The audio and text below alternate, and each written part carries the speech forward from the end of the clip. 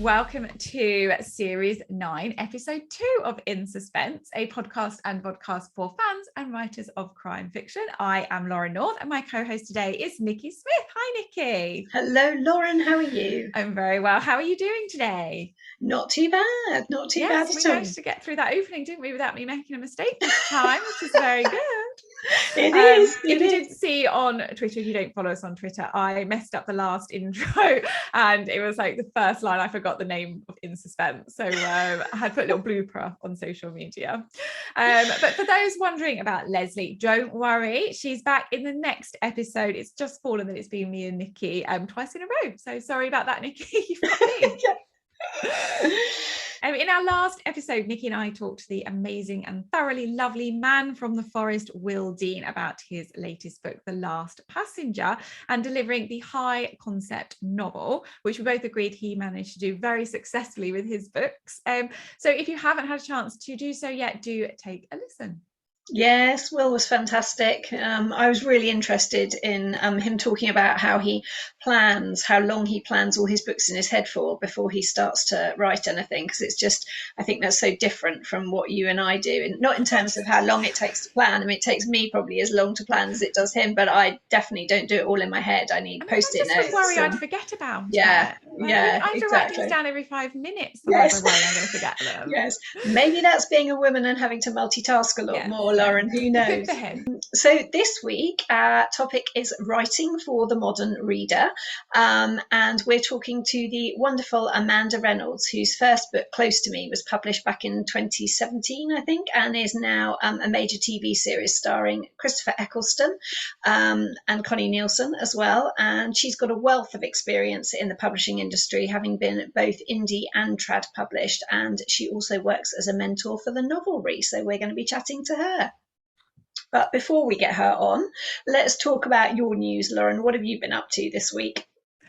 Well, what have I been up to? So an interesting week for me, because I was working very hard on the first third of a book. I got to 30,000 words. It wasn't quite feeling like it was working, but I was pushing through. And then I realized it felt like it wasn't working because it wasn't working. So those 30,000 words are now dead to me. And I am bravely starting again with a new idea, which I'm really excited about. And yeah, slightly different style for me as well, hopefully. It hasn't been approved yet. So I could be back again in the next episode being like, oh no, that's dead as well. They're never dead though, those words, and they're never dead. So yeah, it's been okay. I'm feeling quite good about it. I think I knew it wasn't quite right, and I think it's better to cut your losses now, I think. Absolutely. So yeah, just focusing now on the next thing. And luckily, actually, my copy edits landed just as I was like, oh no, I've just wasted that time. So I'm doing them, focusing on them, and then just gives me a bit more headspace, I think. So yeah, it's all been okay. What about you? How's your week been? Well, I think it's just been busy on the home front. We're kind of juggling GCSEs and A-levels here, so which is fine. And I think it's the second time I've been around. My youngest is doing GCSEs this time, so I've been through them already with my eldest. But it just involves a lot of kind of being in the car and transferring people in and out at weird times to school. So it kind of disrupts my, I guess, writing flow of the day. But I'm in the early stages of starting to plan my next book. So it's a case of having lots of pieces of paper and coloured felt tip pens out, thinking about characters and motivations and plot. And I love this part of the process because you can have like all these wild ideas, and then you put them down on paper and reread them a couple of days later and just think, nah, that's not going to happen. That doesn't quite work. And I often tend to go kind of Dynasty Dallas at this stage. So you end up with kind of all kinds of things in there. And then, I kind of rein myself back in again and go, no, that just doesn't make any sense, Nikki. So I'm doing that. And I hate writing a synopsis, but I think it forces me to really think about what I'm doing. And once I've got that done, and it's been signed off by my agent, then I know I'm there and I'm ready. So that's what I'm going to be working on for the rest of this week, in between doing car journeys in and out. I mean, and it's we are in a fortunate position with synopsis now, because we are not trying to get everything that happens in a novel onto one page to sell to an agent. Like, agents and editors now are like, it's a 5-page synopsis, that's absolutely fine, don't worry, the more the merrier. And so you just feel a bit more free, don't you? So I feel like they're not as bad. I think trying to get those 1 pages, like, I understand why agents only want a very short synopsis, but at the same time I think it's quite cruel not to at least give people 2 pages. Yes. It's really hard to get everything that happens, I think, down yes. And I look at it as it's kind of I guess a mini plan kind of thing as well. Yeah. So I like to know exactly what's happening, or not every single stage of it, and everything changes anyway, but just to have those kind of bones down from start to finish with a lot of the kind of beats in it, because otherwise I don't know what's happening, and once I need to know as well before I start writing. So and now with my synopsis, I'll put like headings in, and I'll put, in this section the reader will think this, but it's actually this. And so it's just incredibly clear. So I'm reading it, but like, okay, so this is the tone you're going for, and this is what we're going to think, but it is something else. And I think that just really helps me and the editor see exactly where I'm going with it. So, a good old 10-page synopsis. Yes. I think I'm at about 6 at the moment. So yes, which a lot of it's got to change. So yes. So our topic today, writing for the modern reader, which in my mind covers a few things. So firstly, it's about keeping up to date with characters and the current world, I think. So making sure they're using the technology appropriate for their age, making them relatable to a modern reader, but also, as I've said a few times with The Ugly Truth, it's about looking at how modern readers absorb information. So we're on our phones so much. We have heart-to-hearts on WhatsApp. We don't necessarily call people that much anymore. Even like our generation don't even call people. So like the younger ones never do it. And I think writing for the modern reader is about tapping into that style when it's right for the story. But what do you think, Nikki? Do you think that sort of hits the nail on the head? I think that totally, I agree with all of that. And I also think that kind of in today's market, there's so many more forms of accessible entertainment than there used to be, even kind of 10 years ago. So in terms of streaming services like Netflix and things like that, so there's just so many more options for people to watch something rather than choose to read something. And so I think that books really need to catch a reader's attention quickly and hold it onto it in a way that they didn't have to years ago, maybe so much.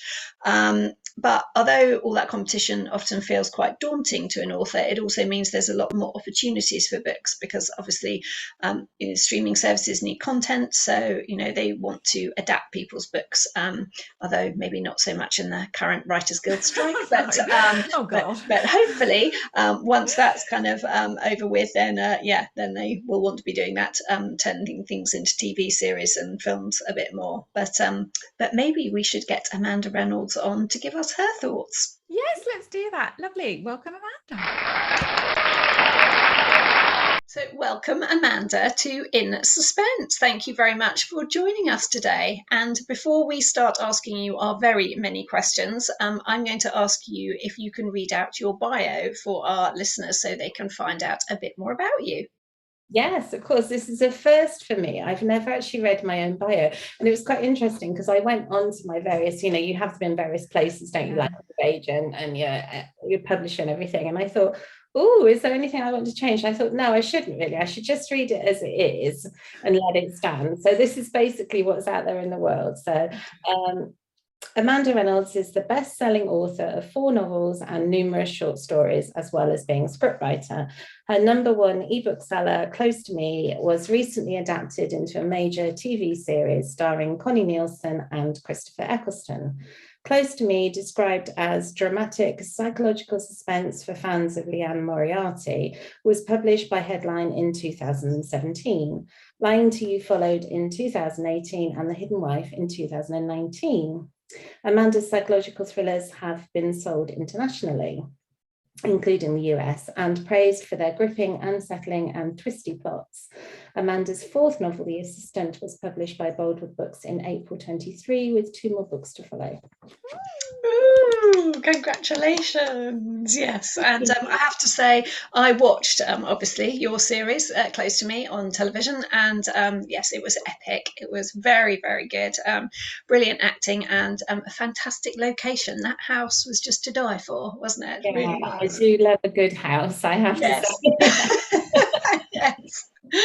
Um, so we've got a lot to talk about this morning, but we could start by asking you to tell us a little bit about your latest book, which is called The Assistant, which came out at the beginning of April. So The Assistant is a little bit of a departure for me, which I'm sure we'll talk about more. But basically, it's about an influencer called Larissa. She's known as Riss, and she lives in this incredible house in Belgravia, a sort of 20-30 million pound Georgian home, which she has spent the last few years redecorating and making into this incredible Instagrammable property. And everything that she does, either to the house or in terms of her own image, is all documented and is always there on her Instagram and her Twitter. And she basically lives by her kind of persona. And she's married to this older man called Miles Fox, who owns Fox Hotels. And he's 20 years older than her, incredibly wealthy. She's the second wife.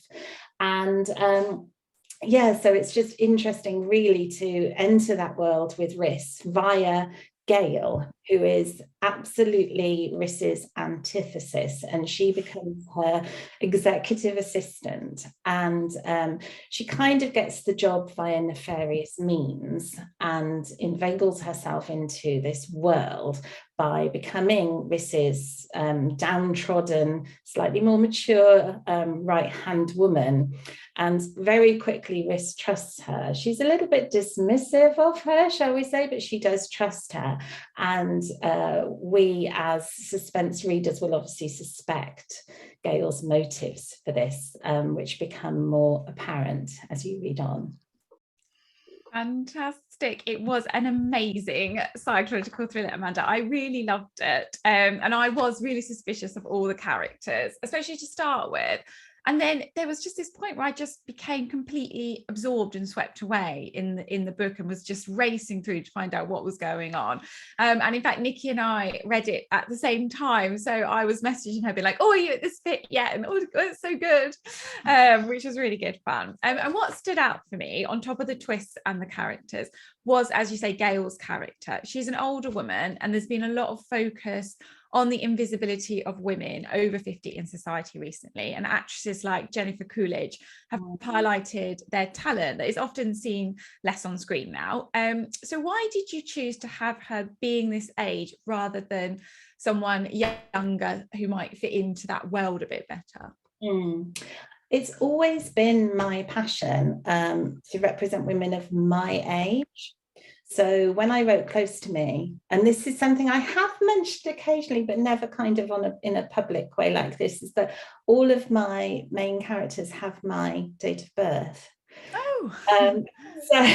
So as I've gone through Jo Harding in Close to Me, and all of my characters are basically my age.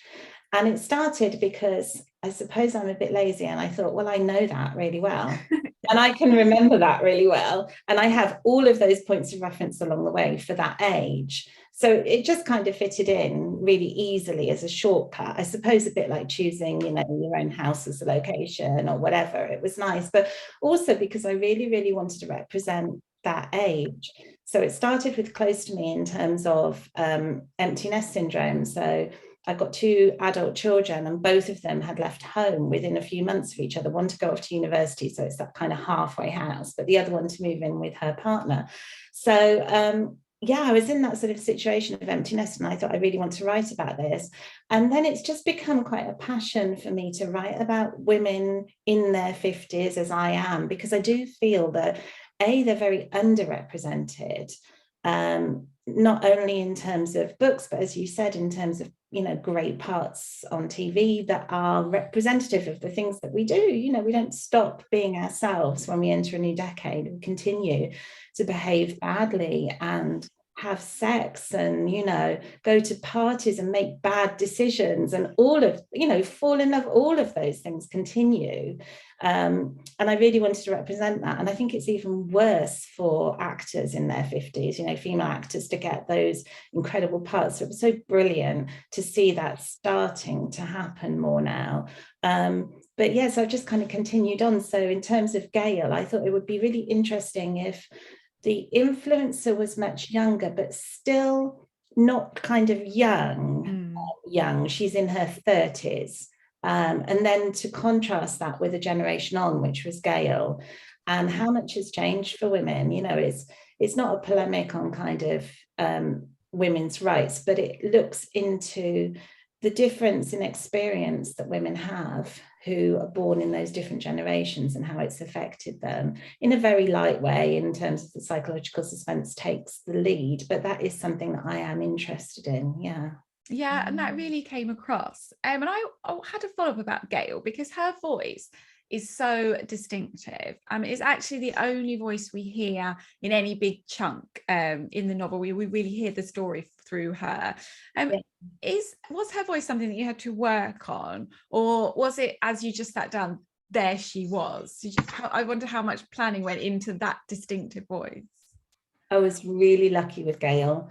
And I'm sure you two know that this does not happen every single time, but she just arrived. Oh, yeah, I love that. She just arrived. She turned up. She sat next to me uninvited and started talking to me. And maybe that sounds like I'm a bit crazy, but no, I love it. How it happened. And I never, ever had any trouble slipping into Gail and back out again. She was there all the time when I needed her. I could absolutely see how she would be looking down her nose at certain things and how she would be behaving in different situations. And it's funny because, you know, we talk about unlikable characters and some people don't like Gail, but I have quite a fondness for Gail. I'm not sure that I'd want her to be, you know, continually in my life or even next to me for a prolonged period of time at dinner, but she does fascinate me. And I think she's a very, I do think she's an interesting character to write. I really enjoyed writing Gail, and she did kind of gift, which was lovely. No, I loved her, and I think you're so right talking about kind of, you know, women in their 50s. You know, they're so often misrepresented or just not represented at all. And you know, I think we all see, like on social media, you suddenly get the adverts, don't you, where it's like, you know, oh, if you're 50, and they've got some little old lady with kind of grey hair, and she's, you know, just trying to like lower herself into her chair and things, and you just think that's just not like it. Well, that's not like the 50-year-old women, you know, that I know, certainly. I think it's, you know, often we're there with the kids who have left home and things, or are in the process of leaving home, and I think that frees up a lot of your life to kind of, you know, go and do a few more, you know, exciting things that you weren't doing before. So I think she's a brilliant character. And Larissa as well, so Riss as she's called in the book, obviously, as you said, she's a very wealthy social media influencer, and I think it's safe to say, without giving anything away in the plot, she's not exactly a particularly pleasant individual. And so how did you go about making an unlikable character likable, or certainly fascinating for the reader? Thank you. Well, the first thing I had to do was find out more about the world of the influencer, because although I loved the idea, it was an idea that me and my agent came up with between us. And it was something that I'd wanted to write, and I was a bit unsure of initially because it's not a world that I knew that well. I really like social media. I'm a big fan of it, and I've had a good experience of it so far. And I love in particular Twitter, and I sort of dabble in Instagram. So I actually went to my daughter, who's in her late 20s, and I said, okay, who do I need to follow? And that was the start of my research. So she gave me about 10 or 20 high profile influencers who were her age, like in their 20s or maybe in their 30s. And I'm not going to say who, but there was one in particular who fascinated me. I ended up watching like 30-minute reels and stuff, you know, just absolutely falling down rabbit holes. And I thought, oh gosh, this is an amazing situation, because it's such a content hungry world that if you wanted to be that high profile, you would have to pretty much spend every day and a large chunk of your day thinking about how you are going to present yourself on social media. So that was my start for her. And also, she's like most, I think, unlikable characters. She is very insecure. She may come across differently, but she has acquired her wealth rather than earned it. And I think she's fully aware of the fact that there will be many detractors. There will be people who follow her to pull her down, to drag her down. And I think that insecurity dogs her continually. You know, you're only ever as good as your number of followers. You're only ever as good as justifying your position, and that's what she strives to do all the time. And I went to a Cheltenham, because I live in Cheltenham, I went to a Cheltenham Literature Festival event about social media influencers, and it was really interesting because the extremes are so scary. Because what happens is people push themselves further and further. They want more followers, they want to produce more content, so they are persuaded either by brands or by their own kind of concerns about not being relevant, to do more and more. And the lines between private and public are just non-existent, not even blurred. So it's a fascinating world, but also quite scary. It is scary. And I think, like, for our generation, it's just so weird still, I think. Like, it's just, I think it's so normal for the younger ones, but for us, we're like, what are they doing this for? But it's just, you know, like, how have they got a career out of this? Like, it still boggles my mind. Yeah. And also, I think, as you said, how much work has to go into it. Yeah. Like, it's not the kind of, it's nothing like the work that most, you know, you're going to an office, you're not doing, it's not that kind of work, but just the time, you know, to get up every morning and detail every part of your day and stick it on social media. I can't imagine anything worse, quite frankly. And as you said, keeping it fresh every day. Every day it has to be slightly different. And it's and you've got to keep posting day after day after day. It's very content hungry. Having said that, I also followed some influencers who are doing incredibly positive things to kind of boost body positivity and the obverse of what we might first think of. So there is everything out there, absolutely everything, and you can just lose yourself in it. But there is also a lot of money to be made. But I guess it's like anything, the few make the most, and then everyone else is kind of chasing after that dream. So with Riss, I really wanted her to feel continually that pressure, and that her validation came through that. So although she is unlikable, again, I do have a certain sort of sympathy for her in terms of her predicament, you know, and how she finds herself, and also her concerns about her husband as well. Yes. And she also lives in an amazing an amazing house in London, and there's a very strong, I guess, sense of place about the novel. So did you get to do any research about amazing Belgravia mansions? I did, yeah. So I started in my usual happy place, which is Rightmove, and I put in the kind of dream budget, and then just that gets you a flat, you know, that gets you a one bed or a studio. So then I upped it, and I found the house, and then I decided, well, I'll go up to Belgravia, and I'll walk. So I'll walk the walk that Gail is going to do from the train from Paddington, and I took hundreds of photos, and I made loads and loads of notes. I'm sure people would have thought I was a stalker because I was outside houses, you know, taking photos and making notes. And it was the 1st of April, and it was unseasonable snow. So that's how I started the book. I really was kind of pretend Gail for that day. And that was fascinating. It was so interesting to see the house, because it's got private gardens opposite, which I hadn't realised from Rightmove, which were locked. So I was able to include them in the plot as well. A bit like in Notting Hill, you know, when they climb over the private garden. Did you climb over, Amanda? Did you have a little bit? I looked over and I took photos. And then I got home, and my niece, who is an actor and lives in London, said, "Oh, you should have told me you're in London. Where did you go?" And I told her, and she said, "Oh, my friend owns one of those houses. I could have gone." Wow. I didn't know, so I could have actually gone in one as well. But I mean, Rightmove is brilliant because you can, you've got the video tours and all the the tour now, yeah.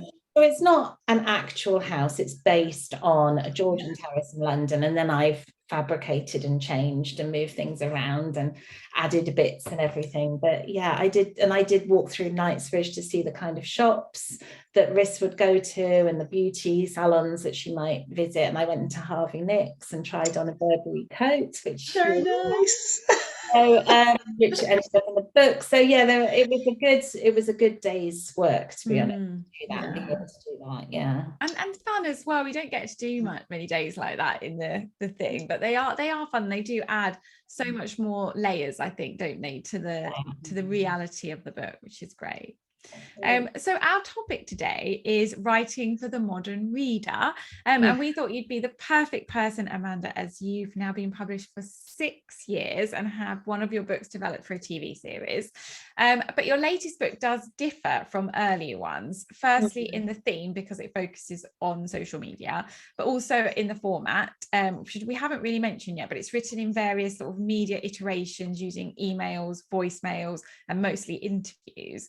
So I guess my first question is, was it a conscious decision to write something very different with this book? It was a conscious decision. I really wanted this to be, it's been a couple of years since my last book came out in the TV series and everything. And I wanted this to be a new publisher, new start, slight change in direction. I wanted it to be a really modern book. I wanted it to be something that would appeal, not just, obviously, because I enjoy writing for women of my age, but not just for women of my age, for, younger women and male readers as well, which it has. I mean, the reviews have been across quite a good cross-section of readers, which is great. And for me, as a challenge, I wanted to set it somewhere different. I wanted it to have a different topic, but I also thought I really want to challenge myself in terms of how I write the book. And psychological suspense is often first person, often unreliable narrated. So I knew I wanted to go with that, but I thought, how can I present that in a slightly different way?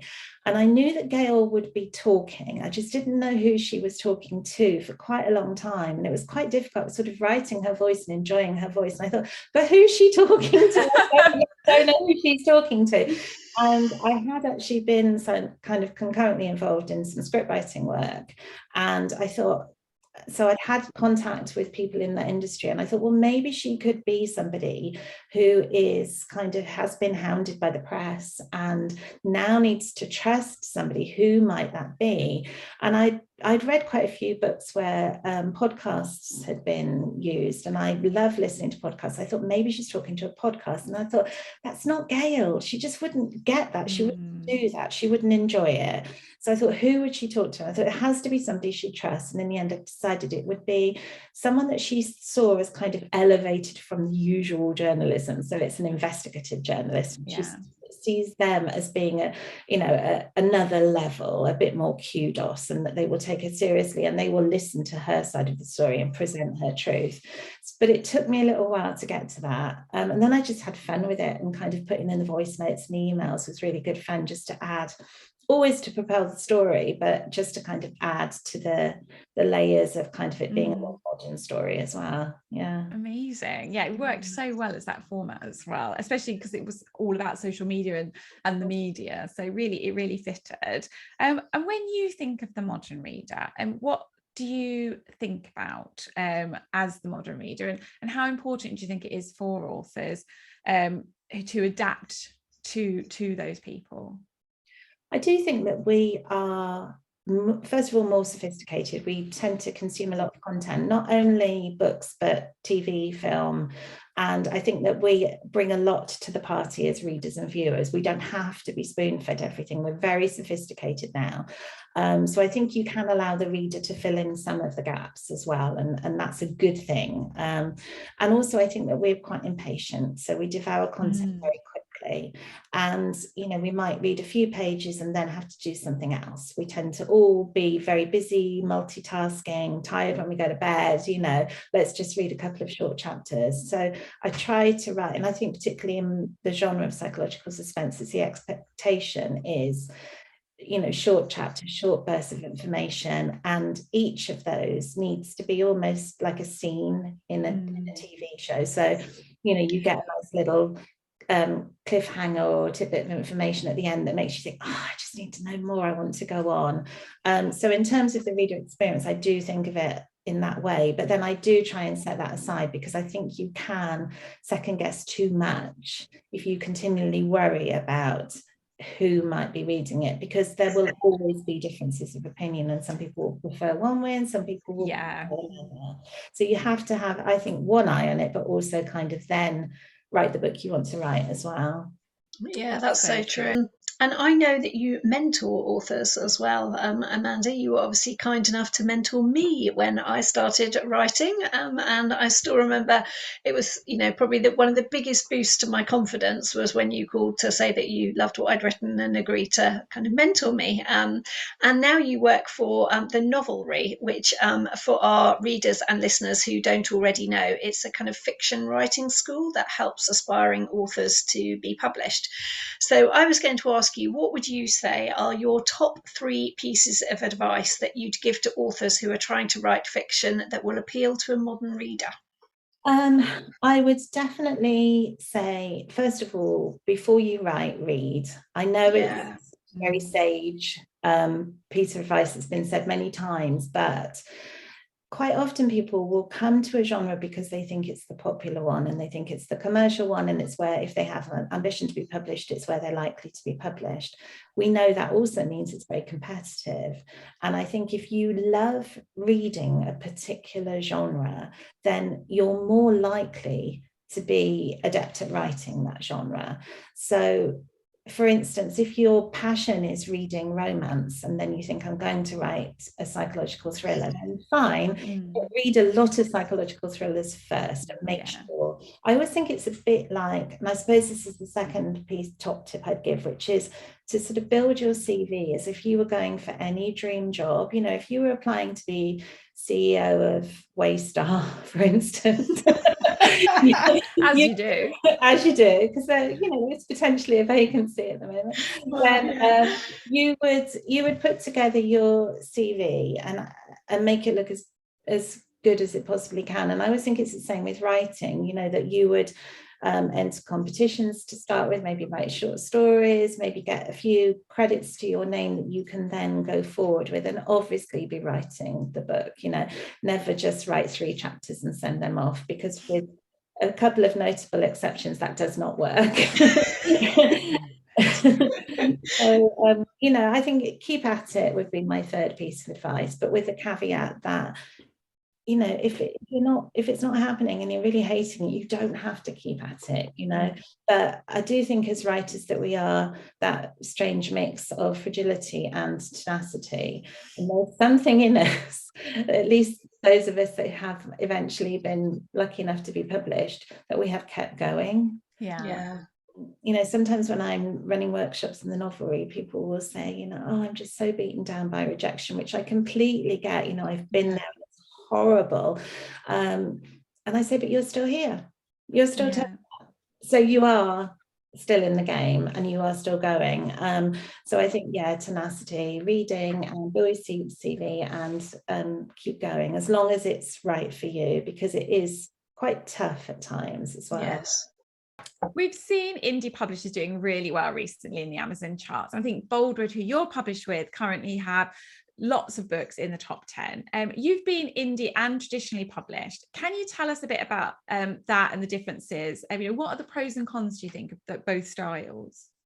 I think that's absolutely right, pros and cons. There are pros and cons. And I think this is why there are a number of reasons why we need an agent, but I think this is one of them. And they will always advise you what's, a good agent will always advise you what's best for you. And if that's not clear cut, then they will show you the pros and cons and talk you through them and get the best deal for you. So having now, I've only just begun with Boldwood, so my first book's just out, so it's still new territory for me. But in terms of the sort of pros and cons, I think a traditional deal, you can get a nice advance, which can set you up to write, more books and be helpful in that respect. And obviously you've got the kudos of the traditional publisher's name and the sort of backing that they can give you. Having said that, being with a traditional publisher means that you are swimming with some big fish, and sometimes you can get a bit lost in the ocean. And I think that this isn't something that everybody realizes. I certainly didn't realize that it's not necessarily an equal playing field, that some books get more money spent on them, and there are reasons for that, but it does mean that your book can get less. And sometimes things don't pan out exactly as you'd hoped. And so that's kind of what happened for me. And then with a independent publisher, you don't get, well, with Boldwood, you don't get an advance, but everybody gets a higher royalty rate, and everybody gets the same treatment, which I absolutely love. And I think it's a great publishing model. Entirely transparent. You know when you sign exactly what you're going to get, not just in terms of royalties for your books when they sell, but in terms of marketing and support and PR. It's all set out, and they do exactly what they've told you they're going to do. And in terms of author care, I found that brilliant, absolutely wonderful. And also another reason that I'm so happy at Boldwood is that I have brilliant editor in that I have Emily Yao, who published The Flat Share with Beth O'Leary, and is considered in the industry to be, you know, one of the best editors. So I am so happy with Boldwood. In terms of like longevity, I have no idea now. I've got 2 more books coming with them, and I'm very happy about that. But it is different, you know, you write in effect in the hopes that your books pay you back. So it's a different model. With an advance, you're hoping that you recoup what you've already been paid. So it's just a different way around of doing things. But I do feel that publishing is going through a big change at the moment, and I think it needs to go through a big change. You know, there's a lot of concerns about author care, which I have found very difficult in the past, and there's a lot of concerns about the well-being of staff at public houses and how overworked they are. There's an article in the bookseller, I think, today by Juliet Pickering, who was talking about it, you know, from both sides in terms of author care and also how overworked a lot of the publishing staff are as well. 100%. And it's interesting to see the is it called the Writers Guild in America, who are now looking to strike again, and they did that several years ago, didn't they? And it's so interesting to think, well, they're doing it, but we actually don't have a union for us, do we? Like, that'd be nice. So I mean, it is there are both sides. I think a lot of strain, and you're right, it is going through a big change at the moment. I actually think personally, if you can and if you can juggle it, to have both is brilliant. Because I am happiest when I'm working, and I'm unhappiest when I'm waiting for permission to write. And if you can have several things going, for my personal mental health, that is absolutely the best thing for me to do, so that I've always got stuff I can be working on. Because there's a lot of times when you're waiting, and that's where indie publishing really comes into its own, in terms of it's quite quick, and you see your book, you know, come out within a year, which is fantastic. But then there are advantages as well of being with a traditional publisher. So I think if you can manage it, you know, not die under the pressure, Amanda, as Lauren will attest to. It's a strain. When you get 2 lots of structural edits coming in on the same day, you wonder what your earth you're doing. But no, I completely agree. And it's, as you said, you've got the novelry and you do script writing, and I think just having other things going on just means that you're never sat there feeling like you're wasting your time. And I love it. I love being busy as well, and that's what I tell myself. I mean, there are some times when you think, why am I doing all of this? Why am I doing this? Every what day. am I doing next? But also, which book is this? It's one of my crazy hair days. It's, you know, when the house is just like horrific, and there's no food and your hair hasn't been washed. It's those days. It's finding the balance, isn't it? And one of the things I wondered about, as you've seen both sides, is whether you think that independent publishers are more in tune with the market and tapping into those modern readers because they adapt so much more quickly. They can have books out very quickly and they're not waiting for a retailer space, which is sort of what slows the traditional publishers down. Or do the trends still form, do you think, at the top with those big 6-figure deals? And what was on my mind when I thought this question was, we had a couple of years ago the Locked Room Icy Mysteries. We had about 3 or 4 that came out within about 6 months, all big 6-figure deal books. And that sort of, we saw that trend. So do you think it is still coming from the top, or do you see there's more of independent publishers driving the market now? I think it's probably both and or all, in terms of independent publishers. I think one thing that they can do really, really well is that they can react very quickly. So in terms of Boldwood, they, as you say, regularly have like 10, 12, 13 books in the top 100. So they are doing something very, very right in terms of the Kindle chart there. And one thing that I noticed with my book is that they tested the cover a lot, and the cover was really, really important. And it does pop when you search for it, which I do occasionally, obviously. You can find it really easily. It really pops. So they know what they're doing in that kind of thing, how the thumbnail looks. And in terms of the cover, they said, we'll test it, we'll put it on NetGalley, we'll get the votes on there, we'll test it on Amazon, and we could change it. And they're more than, they didn't have to, but they were like, more than happy, we can change it if we want to. And they put a lot of thought into how the cover would actually stand out, but not only in terms of the colors and how it would actually look, but in terms of what's happening when that book comes out. So, because I had some ideas and I sent them through, as you do as an author, I thought it might look like this. And they were like, no, that cover will be over by then. So they knew that that type of cover was on its way out. So I think that they can be very, very quick in terms of adjusting to the market in that respect. But I do still think that there is a place. I still go into booksellers and buy books. I pay full price for hardbacks, and I like that there's still that side of the market. So I think that there is a place for all, but I also do think that publishing is changing very, very fast and that it needs to. I mean, if you look at like a Spotify model for music and think of that in terms of books, then maybe we're going to go into subscription, or maybe we're going to the way we can, I think there will always be readers and more, but I think the way we consume content is changing. And in that respect, I think the independent publishers are way ahead of the curve, and traditional publishers will need to catch up with that more. And many independent publishers, like kind of Boldwood and Bookature and things as well, they tend to focus their efforts on promoting the digital version of their books. And although many now provide paperback kind of copies as well, but do you think there's been a shift in reading habits of modern readers? So they like to kind of gobble up books on their Kindle. And I think maybe particularly in the UK, we're very used to seeing books at 99p or below.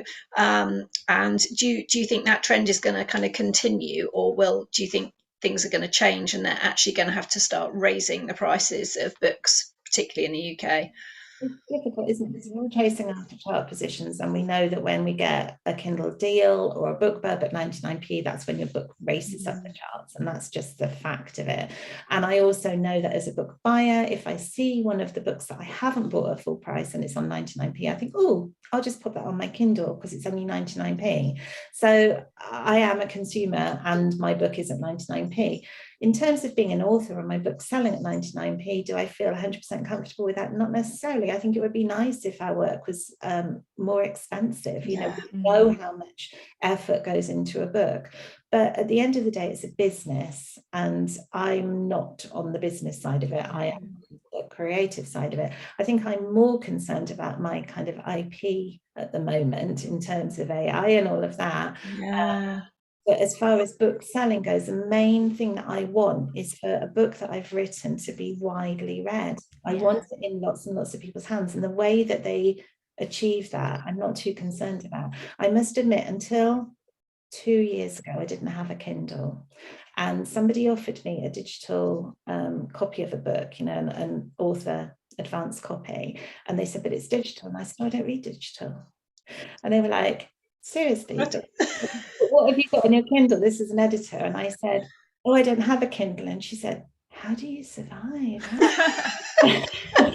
So I was shamed into buying a Kindle. So I went and bought the Kindle because my husband always reads on Kindle. So I went and bought a Kindle, and I do read both now. So I love, you know, I've got my books behind me. I love physical books, but I also really enjoy reading on the Kindle, and I find it very convenient.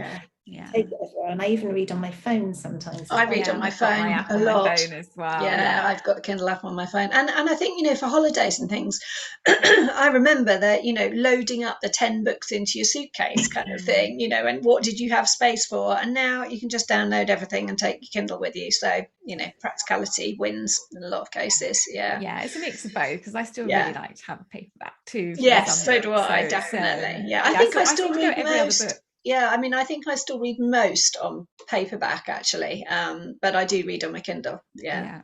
I think I'm the same. I don't necessarily think it's a generational thing, though, because my daughter will not read digital books. She only reads physical books. So yeah, and I did a little Twitter survey the other day, and it still came out as, I mean, very unscientific, because everybody who follows me is a writer.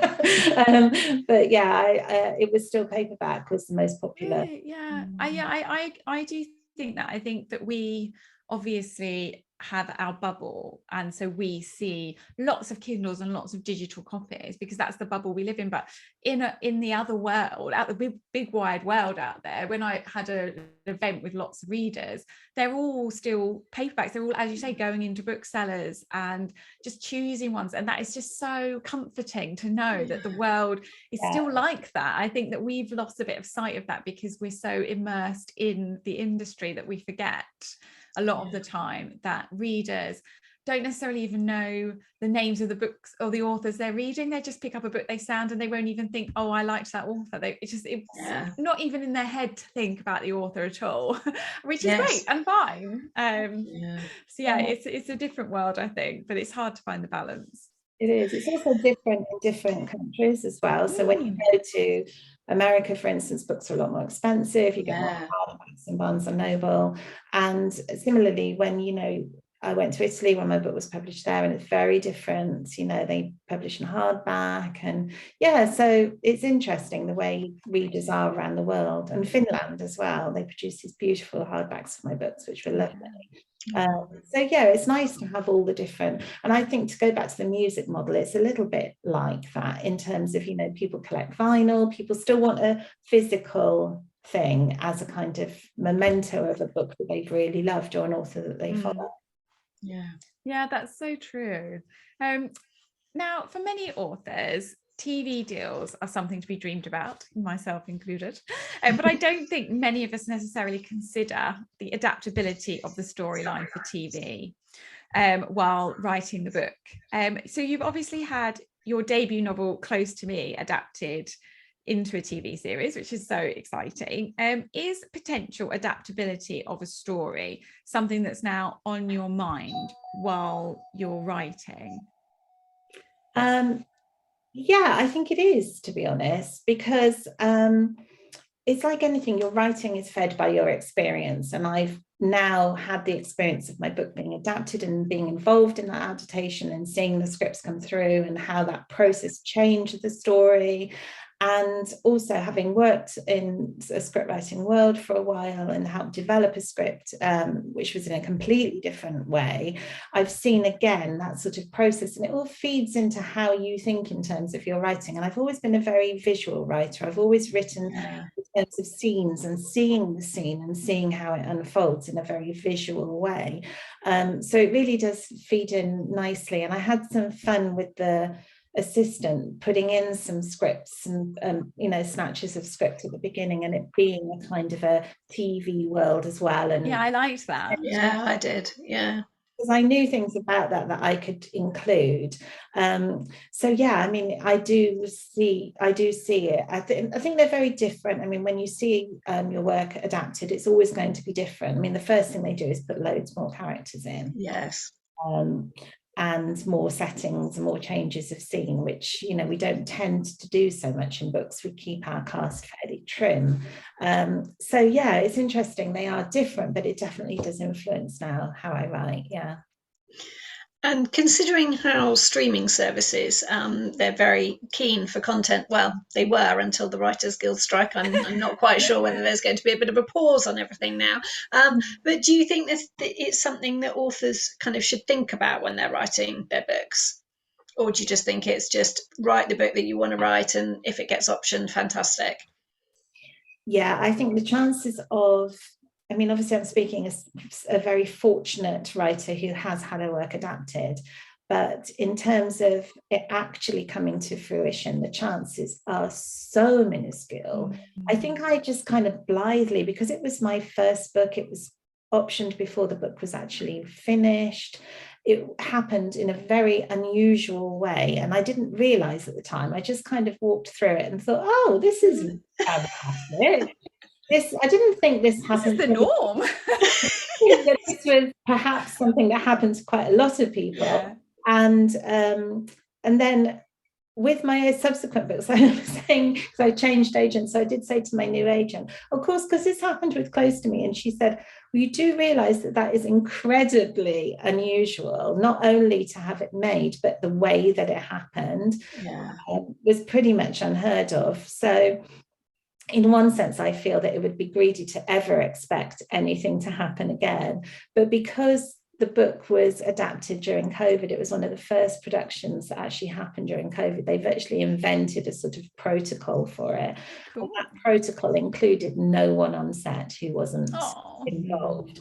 And sadly, that included me. So I would like another adaptation so that I can do the kind of wandering onto set. Oh, yes.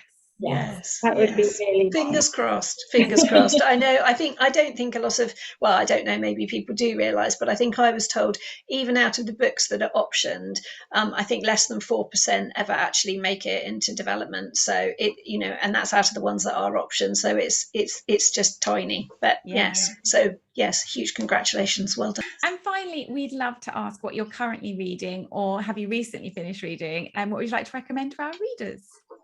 So I've just finished reading 2 books. So the first one is The Other Mothers by Katherine Faulkner, which is her follow-up to Greenwich Park, which I absolutely loved. And I did that terrible thing of begging on Twitter for a I loved that, and I loved Greenwich Park so much. I just finished The Other Mothers by Katherine Faulkner, and that was fantastic. So it's a psychological thriller, and again, set in London, very sort of aspirational homes of these sort of young mothers who are navigating a very different world of motherhood than I did, you know, going to kind of £1,000 a day spas and having nannies and their houses in Cornwall. It's just brilliant.